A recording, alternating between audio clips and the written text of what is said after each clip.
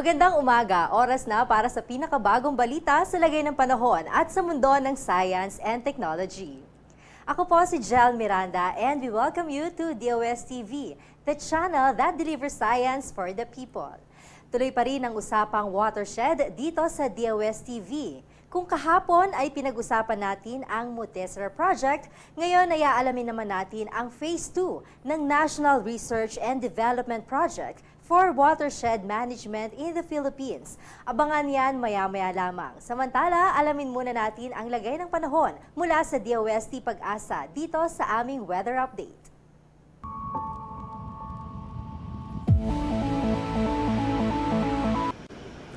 Thank you, Ms. Jel. Good morning sa iyo. Good morning din sa ating mga viewers ng DOSTv. Magandang balita po dahil nakalabas na ng Philippine Area of Responsibility yung binabantayan natin ng low pressure area dito sa kanlurang bahagi ng Luzon. Subalit, meron po tayong panibagong nakikita na sirkulasyon sa loob ng ating PAR, malapit din doon sa nabanggit ko na low pressure area. Kaya't patuloy po natin ito na i-monitor. For now, meron po tayong dalawang weather system na nakaka-apekto sa ating kalupaan. Una na dyan sa mga kababayan po natin sa Luzon, yung ridge or extension ng high pressure area. Kaya magdadala po ito ng mainit at malinsangang panahon sa mga kababayan natin sa Luzon. Habang dito naman po sa Visayas and Mindanao, asahan ang epekto ng easterlies o yung hangin na nagmumula sa Pacific Ocean. Kaya meron din mga isolated rain showers or thunderstorms pagsapit ng hapon. Silipin muna natin ang magiging weather for Luzon kung saan makakaranas po ng magandang panahon ang malaking bahagi ng Luzon. Kabilang na dyan ang Metro Manila. Bahagyang maulap na kalangatan sa buong araw at aasahan lamang ang mainit at malinsangan na panahon pagsapit ng tanghali, lalo na dito sa Northern and Central Luzon. Pagsapit ng hapon, posible na maging maulap at magkaroon din ng mga pulupulong pag-ulan or pagkidlat-pagkulog, lalo na po sa silangang bahagi ng Southern Luzon. Sa mga kababayan po natin sa Visayas, asahan din ang magandang panahon, bahagyang maulap hanggang sa kuminsan ay maulap na kalangitan at may tsansa lamang ng mga pulupulong pag-ulan pagsapit ng hapon, lalo na sa may Samar and Leyte provinces. Samantala sa mga kababayan natin sa Mindanao, epektor pa rin ng easterlies, ang bahagyang maulap hanggang sa maulap na kalangitan sa halos buong araw, magandang panahon in general pero meron pa rin mga pulupulong pag-ulan pagsapit ng hapon. Silipin naman natin ang magiging weather sa ilang pangpanig ng ating bansa sa key metros for the next 3 more days. Dito po sa Metro Manila, asahan na magandang panahon hanggang sa araw ng Friday, kung saan meron lang mga panandaliang buhos ng ulan at asahan po na magiging mainit pagsapit ng tanghali. Temperatura natin maaaring umakyat pa sa 35 degrees Celsius with heat index of up to 38 degrees Celsius. Sa ating mga kababayan po sa Baguio City, asahan din for the next 3 days ang magandang panahon at asahan lamang ang mga pulupulong pag-ulan. Temperatura natin maaaring bumaba pa sa 16 degrees Celsius, so maganda po ito. At ang maximum temperature natin, 26 degrees Celsius. Sa atong mga kaigsuunan din ha sa Metro Cebu, asahan din ang magandang panahon, bahagyang maulap hanggang sa maulap na kalangitan, may tsansa lamang ng mga isolated rain showers or thunderstorms. Temperatura natin maaaring umakyat sa 32 degrees Celsius. Panghuli sa ating mga kaigsuunan sa Metro Davao, asahan din ang bahagyang maulap hanggang sa maulap na kalangitan at maaari lamang umakyat sa 33 degrees Celsius ang maximum temperature for the next 3 days. Asahan din ang mga isolated rain showers or thunderstorms. Magandang balita sa ating mga kababayan na naglalayag, wala po tayong gale warning or wala tayong banta ng matataas na alon. Pwede pong maglayag sa anumang baybay ng ating bansa ang ating mga kababayan, ang ating wave height up to 2.5 meters. Si Haring Araw ay lulubog 6:10 ng gabi mamaya at muli itong sisikat bukas 5:40 naman ng umaga. At yan muna latest mula dito sa Weather Forecasting Center ng DOST Pag-asa. Ako po si Benison Estareja, nagsasabing sa anumang panahon, pag-asa ang magandang solusyon. Happy Tuesday po!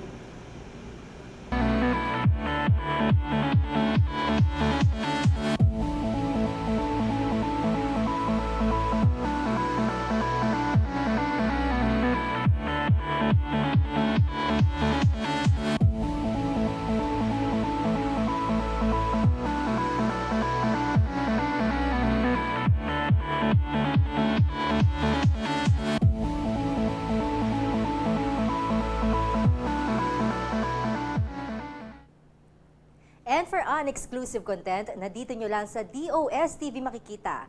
Here's our flood and water level advisory.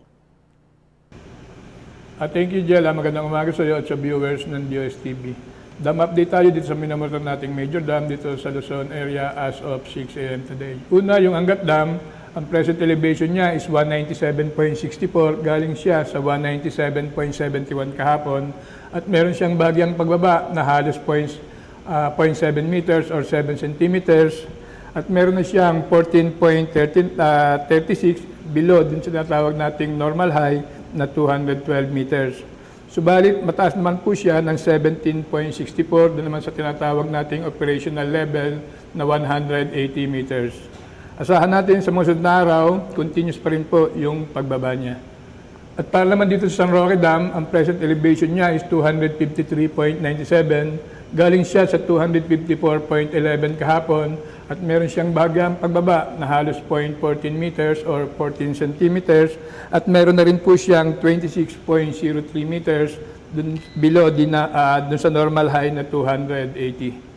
At para naman dito sa Pantabangan Dam, ang present elevation niya is 190.50. Galing siya sa 190.73 kahapon at meron siyang bahagyang pagbaba na halos 0.23 meters or 23 centimeters at mababa na rin po siya ng halos 30.50 doon sa tinatawag din nating normal high na 221 meters. At para naman sa Magat Dam, ang present elevation niya is 188.81.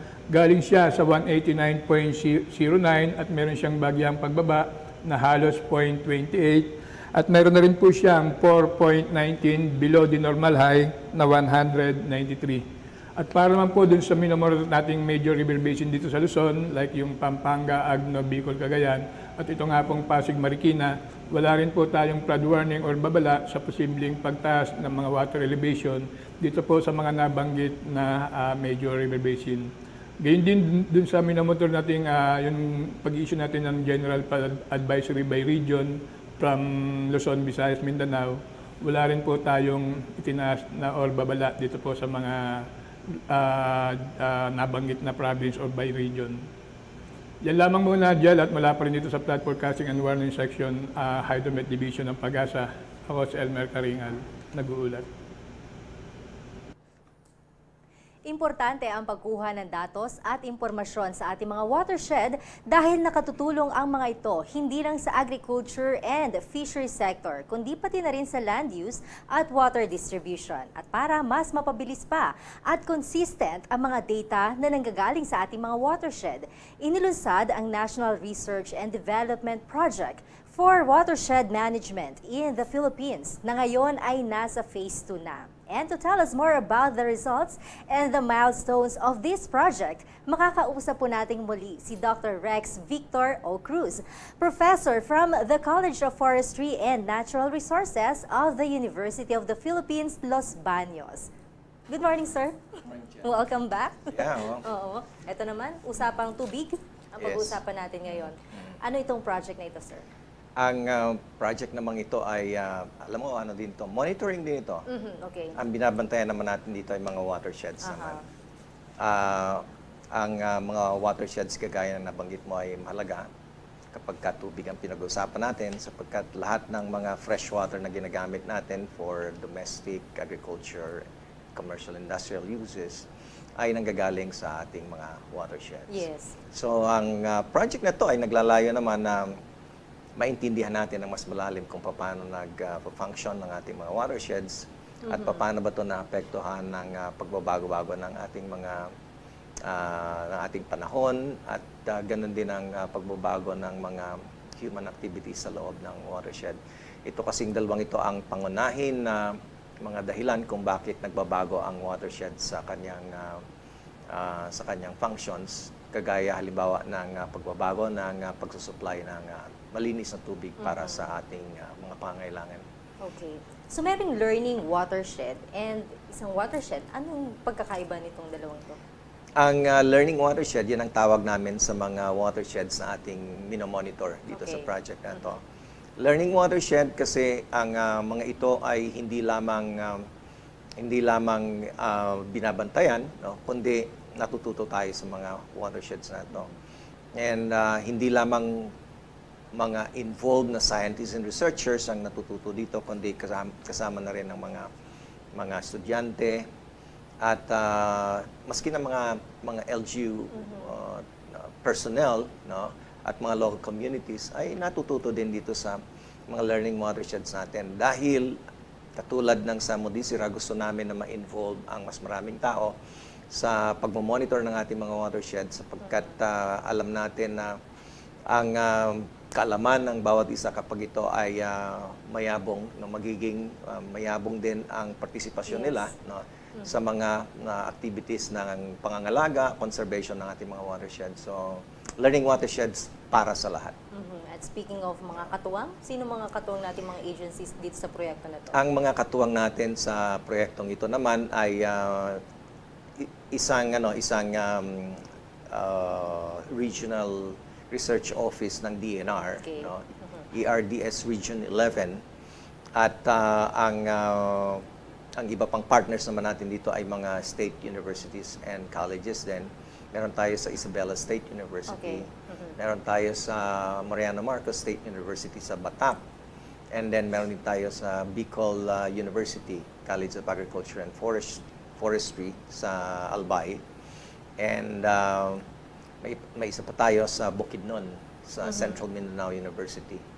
So sila yung ating mga partners dito. So yung mga areas din ba yon ang mga kung saan may mga learning watershed? Yes. Okay.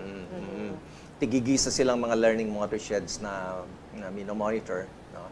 At ito yung kagaya ng sinabi ko, ito nga yung ating mga pinagkukunan ng mga datos natin, no? Since nasa phase 2 na itong project na ito, since nagsimulan natin, kailan nagsimula ito, sir? Anong year? Ang project na ito ay nagsimula noong kung di ako nagkakamali, ha? Pwede magkamali. 2012. 2012, Parang ganun, okay. 2012, yeah. So I think ngayon so. phase 2 na? Ngayon phase 2 na, oo. So ano mga accomplishment natin? Ano mga naging results? Ang karamihan sa mga resulta natin dito ay yung mga impormasyon na nagsasabi kung halimbawa, no, saan nanggagaling ba ang mga problema natin sa quality ng tubig, like Yes.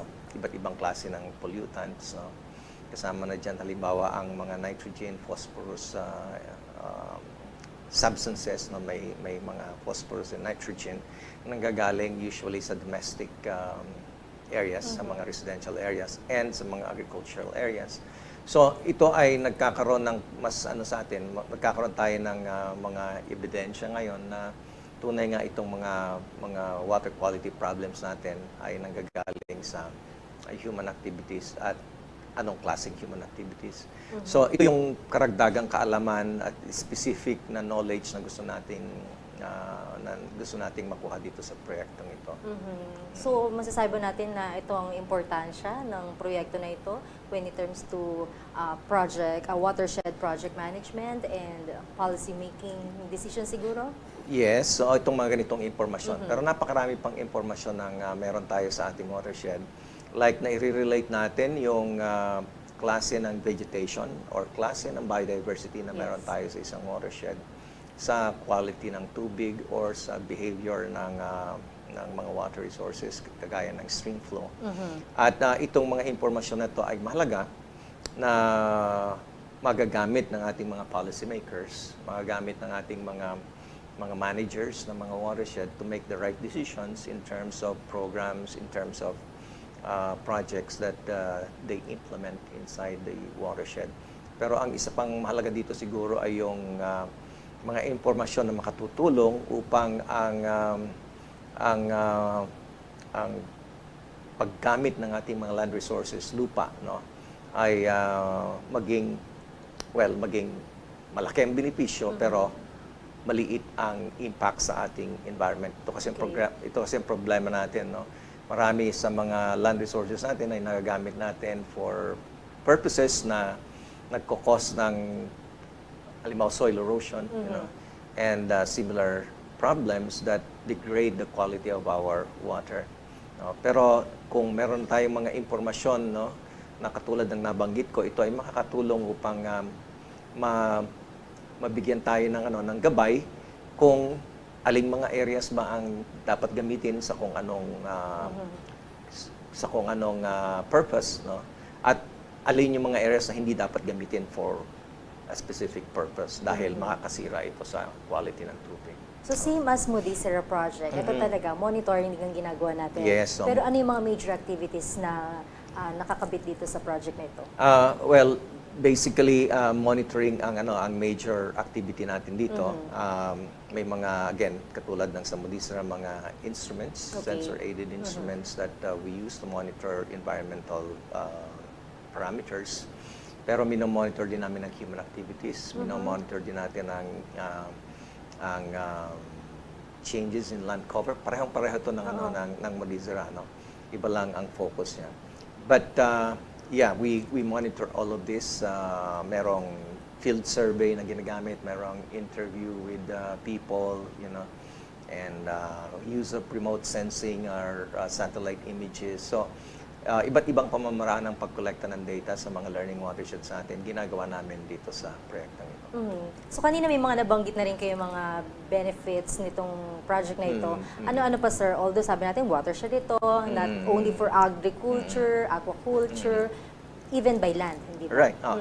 Ang number one challenge natin sa ating mga watershed ay kung paano ang iba't ibang gamit ng watershed ay magagawa natin in such a way that we do not compromise yung quality ng tubig, yung sustainability of clean water resources. Sa dahilang alam naman natin na ang lupa ng Pilipinas ay maliit lamang, no? Napakarami pa nating tao, no? Marami tayong nag-aagaw-agawan, no? Maraming gamit ang nag-aagaw-agawan sa limited space, limited area that we have, and kasama na dyan ang watersheds. Okay. So ang challenge really is, sige, kailangan gamitin ang watershed for agriculture, kailangan gamitin for residential, kailangan gamitin for urban development, Yes. and so on. Ang question ngayon is, how do we do that in such a way that we do not compromise the long-term sustainability of water resources and other natural resources, including biodiversity? So yun ang question. And we hope that the information that we gather from this project will actually help us make the right policies and make the right decisions concerning how to use our watersheds for different competing uses. So with this data na nakukuha natin, direkta, saan napupunta o saan natin isinasubmit? Ang data, mga information na nakukolekta natin dito ay iniipon namin.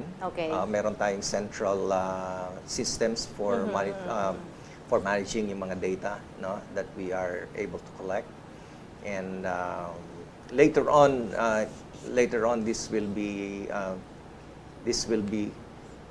transferred. I don't know to whom, siguro sa DNR, or maybe it will remain with us. Ito naman ay open ang access, so everybody can, everyone who needs to use the information, the data that we generate, can access that.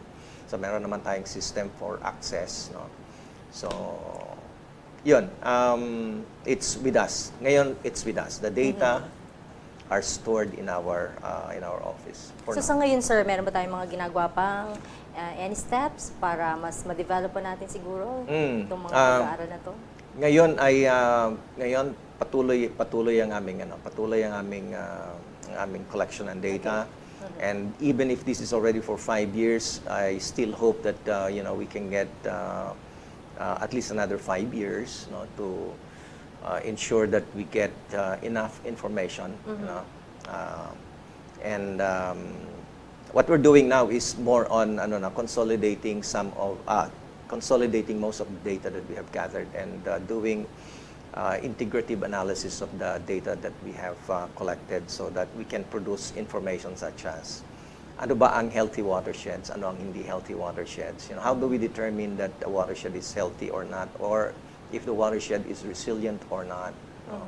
How do we determine that? How do we determine if, for instance, the biodiversity in a watershed is adequate, so that it can maintain the right quality of water that we want, something like that. So those are the kinds of information. We hope that we can analyze and synthesize all this data into a body of knowledge that will be helpful to our decision makers. So, And hindi ko pala nabanggit, ano? Dito sa project na to, and just like in Modizera, we try to engage as much of our students as possible.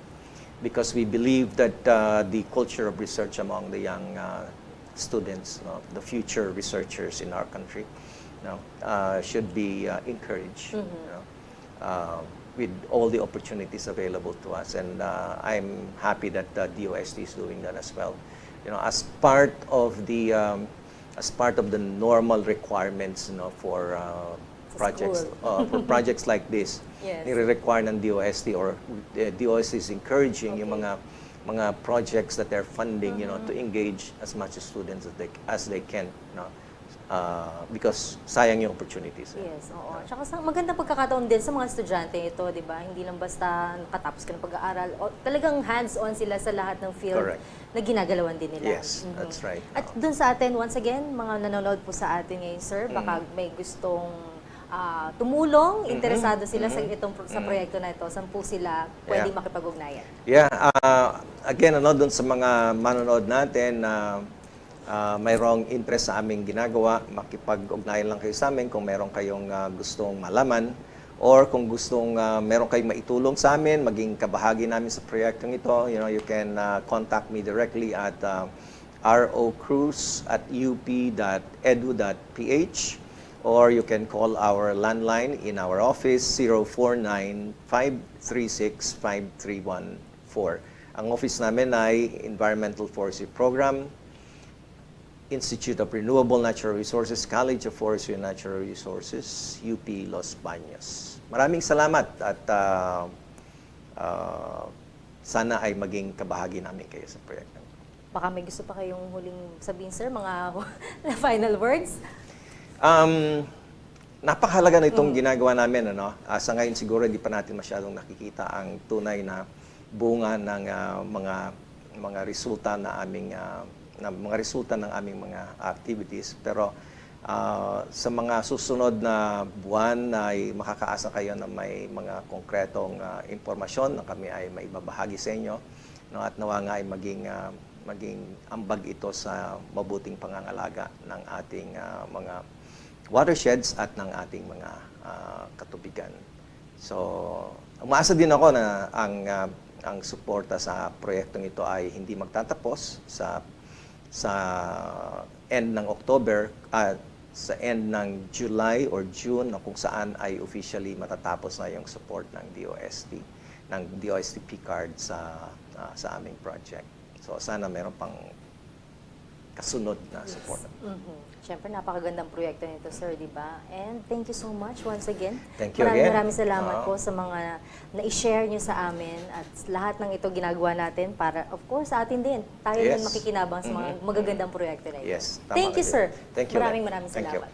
Ayan, mga kaibigan, nagpapasalamat tayo muli na kasama natin si Dr. Cruz, and thank you for enlightening us about sa result ng project na ito. May this network and project grow stronger and gain more support from the public, other government agencies, and local government units. Good luck po sa lahat ng bumubuo ng project na ito.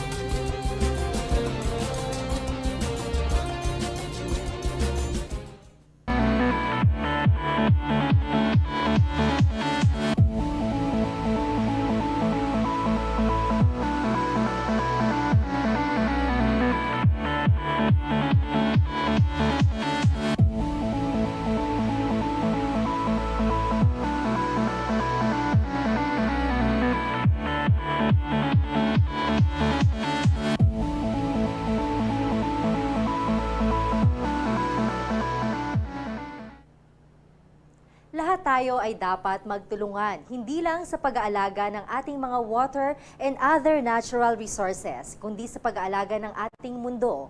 Iisa lang ang mundo natin, kaya dapat natin itong ingatan at isalba. At andyan ang science and technology para maging susi in taking care of our Mother Earth.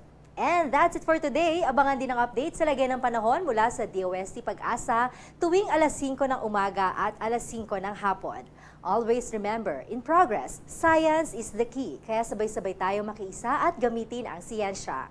Kami ang DOSTv, the channel that delivers science for the people.